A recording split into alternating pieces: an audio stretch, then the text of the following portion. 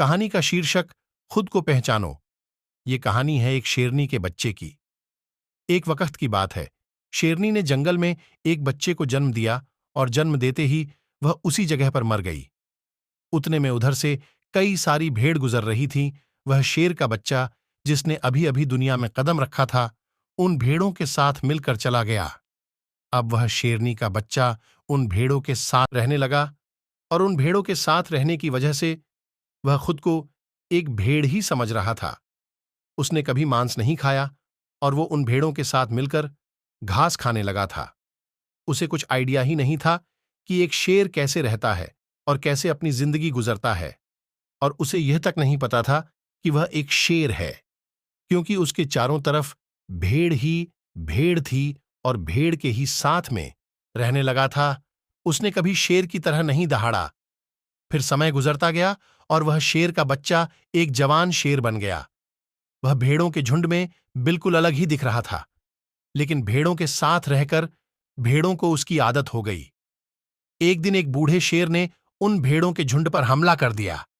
जब उस बूढ़े शेर ने भेड़ों के झुंड में उस जवान शेर को देखा तो वह हैरान हो गया। उसे अपनी आंखों पर विश्वास नहीं हो रहा था। उसने देखा कि एक जवान शेर भेड़ों के साथ घूम रहा है। उसने पहले कभी ऐसा नहीं देखा था। वह भूल गया कि वह वहां पर भेड़ों को पकड़ने आया था। उसने सोचा कि वह शेर से बात करेगा और पूछेगा कि यह सब क्या हो रहा है।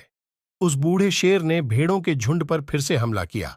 उस शेर को पकड़ने के लिए भेड़ों में जैसे ही उस बूढ़े शेर को देखा तो सब अपनी जान बचाकर भागने लगे, और उन भेड़ों के साथ वह शेर भी अपनी जान बचाकर भागने लगा।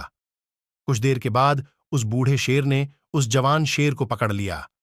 बूढ़े शेर ने उस जवान शेर को पकड़कर यह कहा, अरे बेवकूफ, तू मुझे देखकर भाग क्यों रहा है? जवान शेर ने रोते हुए कहा, प्लीज मुझे छोड़ दो, मैं एक साधारण सा भेड़ हूं, मुझे जाने दो। वो उस बूढ़े शेर को देखकर एक भेड़ की तरह कांप रहा था। बूढ़ा शेर ये सुनकर हैरान हो गया और वह समझ गया कि यहां पर क्या हो रहा था। बूढ़ा शेर उस जवान शेर को एक नदी के पास लेकर गया। यंग शेर वहां से भागने की कोशिश कर रहा था, लेकिन बूढ़े शेर ने उसको नदी की तरफ धकेलते हुए कहा कि अपने आप को इस पानी में देख। नदी का पानी पूरी तरह से शांत था। बूढ़े शेर ने जवान शेर को कहा कि अपने चेहरे को इस नदी में देखो और फिर मेरे चेहरे को देखो। अपनी बॉडी को नदी में देखो और फिर मेरी बॉडी को देखो। उस जवान शेर ने डरते हुए अपना चेहरा नदी में देखा, और जैसे ही उसने अपना चेहरा नदी में देखा तो हैरान हो गया। उसने देखा कि वह एक भेड़ की तरह नहीं बल्कि एक शेर की तरह दिखता है। वह रियलिटी को समझ गया कि वह एक भेड़ नहीं बल्कि एक शेर है, और एक सेकंड के अंदर ही उसने एक शेर की तरह दहाड़ा। उसकी दहाड़ को सुनकर पूरा जंगल कांप गया। उसने अपने आप को पहचान लिया, अपनी पावर्स को पहचान लिया, और तभी उसने अपने आप में एक ऐसी एनर्जी महसूस की जो उसने आज से पहले कभी नहीं की थी। फिर उसने सोचा कि जो एक भेड़ की तरह तरह जीना रियलिटी नहीं थी, वह सिर्फ एक मेंटली कॉन्सेप्ट था। पर अब वो रियलिटी को जान चुका था। इस कहानी से बहुत ही डीप मैसेज निकलकर सामने आता है। अपने अंदर से उस वीकनेस को निकालो जो आपके अंदर झूठ बोल बोल कर बैठा है। आप भी एक शेर की तरह हो जो भेड़ों के बीच फंस चुके हो।